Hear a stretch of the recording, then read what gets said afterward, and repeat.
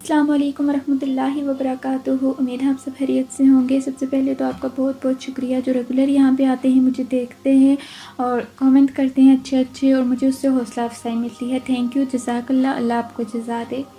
آج ہم بات کرتے ہیں کہ جب ہم اسلام میں آتے ہیں نا تو ہمارے ساتھ کیا کیا ہوتے ہیں، کیونکہ جب ہم آتے ہیں تو کئی سٹیجز سے ہم گزرتے ہیں، تو ہم بات کرتے ہیں کہ وہ کون کون سے سٹیجز ہوتے ہیں۔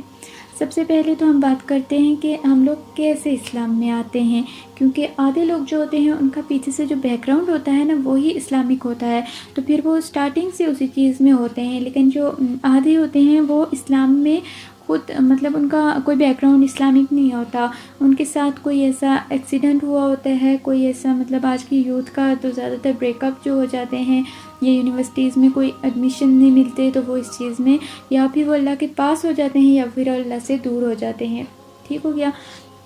آج ہم بات کرتے ہیں کہ جب ہم اسلام میں آتے ہیں نا تو ہمارے ساتھ کون کون سے سٹیجز ہوتے ہیں۔ آپ کو پتہ ہے کہ جب ہم میں سے کسی کو دل ٹوٹا ہوتا ہے یا کچھ ہوتا ہے تو ہم لوگ سہارے ڈھونڈنا شروع ہو جاتے ہیں نا،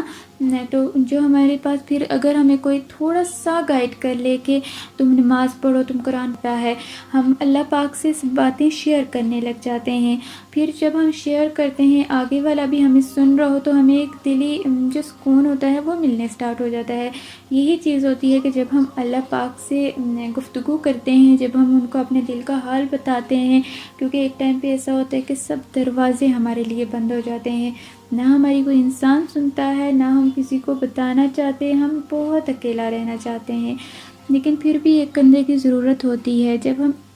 نماز پڑھتے ہیں، اپنے درد اللہ کو بتاتے ہیں تو اس چیز میں ہمیں مزہ آنے لگتا ہے۔ جب ہم قرآن پاک پڑھنے لگتے ہیں اس چیز میں ہمیں مزہ آنے لگتا ہے۔ پھر آہستہ آہستہ آہستہ کر کے بندہ اس چیز میں ڈھلتا جاتا ہے، وہ اپنی جو بری چیزیں ہوتی ہیں ان کو چھوڑتا جاتا ہے، کیونکہ اسے اس چیز میں مزہ آنے لگتا ہے۔ اور کچھ یہ اللہ پاک بھی اس بندے کو ہدایت دے دیتے ہیں، کیونکہ جب ہم ایک سٹیپ اللہ کی طرف بڑھائیں گے نا تو اللہ کی مثال لے لیں گے۔ جب میں بہت زیادہ ڈس اپوائنٹ ہو گئی تھی اپنی لائف سے، مینس کہ مجھے تو بہت برے حالات آنے لگے تھے، تو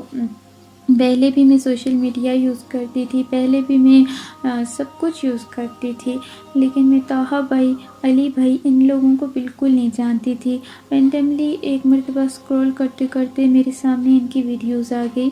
تو ان سے مجھے اتنی موٹیویشن ملی کہ الحمدللہ میرے جو سوال تھے ان کے جواب ملنا شروع ہو گئے۔ پھر میں اللہ کے پاس اور زیادہ قریب جانے لگی۔ تو یہ اللہ تعالیٰ موت سے بھیجنا شروع ہو جاتے ہیں، مطلب کسی انسان کے ذریعے سے، یا آپ کے سامنے کوئی آٹومیٹکلی آیت ہی آتی ہے نا، آپ دیکھیں تو وہ بھی آپ اللہ کی طرف سے ایک سائن سمجھا کریں۔ جیسے کہ ہم پریشان ہوتے ہیں تو اچانک سے ہمارے سامنے آیت آتی ہے کہ تم گھبراؤ نہیں، تمہارا اللہ تمہارے ساتھ ہے، تمہارا اللہ تمہیں کبھی تنہا نہیں چھوڑے گا۔ تو وہ ایک جو چیز ہوتی ہے وہ اللہ کی طرف سے، لوگ اس چیز میں جب آتے ہیں تو اللہ تعالیٰ سائنس بھیجنے شروع ہو جاتے ہیں۔ پھر ہماری لائف میں اللہ تعالیٰ جو ہوتے ہیں برے لوگوں کو خود ہی پیچھے کرنا شروع ہو جاتے ہیں، اور ہماری لائف میں اچھے لوگ آنا سٹارٹ ہو جاتے ہیں، ہم لوگ جو خود ہی کنارے کرنے لگتے ہیں۔ اچھا، جب ہم اسلام میں آتے ہیں نا، نئے جو ارلی سٹیج ہمارا ہوتا ہے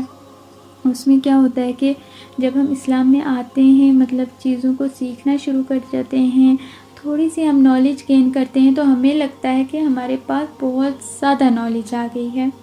پھر اگر کوئی بات ہم سے کر رہا ہوتا ہم اس کو اتنا زیادہ نہیں سنتے، اس کان ہم ڈرتے ہی نہیں ہیں کہ یار اس کو تو کچھ پتہ ہی نہیں ہے، ہم صحیح ہیں یہ غلط ہے، ہمیں جو پتہ ہے بس وہ صحیح ہے۔ تو یہ ہوتا ہے ارلی سٹیج میں، سب کے ساتھ ایسا ہوتا ہے۔ ہم لوگ ظاہر جوانی ہوتی ہے، آج کل کی یوتھ جذباتی بھی ہے، تو وہ سب کچھ اسی چیز پہ قربات کرتے ہیں کہ پہلے ہمارا بچہ پھر بھی ٹھیک تھا، لیکن جب سے اسلام میں آیا تو وہ چڑچڑا ہو گیا ہے، مطلب ہماری بالکل نہیں سنتا۔ اور کچھ پیرنٹس کی آتی ہے کہ ہم لوگ کو نا اس کو کہتے ہیں کچھ تو یہ اس کے آگے آرگیو کرنا شروع ہو جاتا ہے، پہلے یہ بالکل ایسا نہیں تھا۔ اچھا، کچھ لوگ یونیورسٹیز چھوڑنا شروع ہو جاتے ہیں کیونکہ وہ بس کہتے ہیں کہ ہم لوگ ایک ہی سائڈ پہ لگیں، اسلام کی سائڈ پہ لگیں اور ہر چیز چھوڑ دیں، تو ایسا نہیں ہوتا۔ دونوں چیزوں کو ساتھ لے کے چلنا پڑتا ہے، دین اور دنیا دونوں کو۔ اب یہ تو نہیں ہوتا نا کہ غار میں جا کے بیٹھ جائیں اور ہم لوگ بس اسی میں لگ جائیں، دین اور دنیا دونوں کو لے کے چلنا پڑتا ہے۔ اور ہمارے پیرنٹس کا جو مرتبہ ہوتا ہے وہ تو اللہ پاک نے، آپ کو پتہ ہے کہ ماں کے قدموں کے تلے جنت رکھی ہوئی ہے۔ تو جب ہم سٹارٹنگ میں اس چیز میں آتے ہیں ارلی سٹیج پہ، تو ہمیں لگ رہا ہوتا ہے کہ اور کسی کو کوئی نالج نہیں ہے، سب جو نالج ہے وہ ہمیں ہی مل گئی ہے۔ حالانکہ اس ٹائم پہ ہمیں اتنی نالج نہیں ہوتی، کیونکہ اگر ہمیں اتنی نالج ہو تو ہم علم آ جاتا ہے، جن کو دین کے بارے میں سمجھ آ جاتی ہے نا، وہ پھر دوسرے کی بات بہت نرمی سے سنتے ہیں، اس پہ وہ لوگ سوچتے ہیں، پھر وہ بات کرتے ہیں۔ کیونکہ سنا ہوگا آپ نے بھی کہ پہلے سوچو پھر بولو، آگے والے کو ہرٹ نہیں کرتے، کیونکہ اسلام میں دوسروں کو دل دکھانا، یہ تو اسلام میں ہے ہی نہیں کہ آپ دوسروں کا دل دکھانا شروع ہو جائیں۔ تو ارلی سٹیج ہوتا ہے، ہم لوگ دوسروں کو کمتر سمجھنے لگتے ہیں کہ ہمیں ہی سب کچھ پتہ ہے، انہیں کچھ پتہ ہی نہیں ہے۔ تو ایسا نہیں ہوتا، جو دوسرے کہہ رہے ہوتے ہیں اس کو بھی ہمیں سننا چاہیے کہ وہ کیا کہہ رہے ہیں۔ اچھا، اب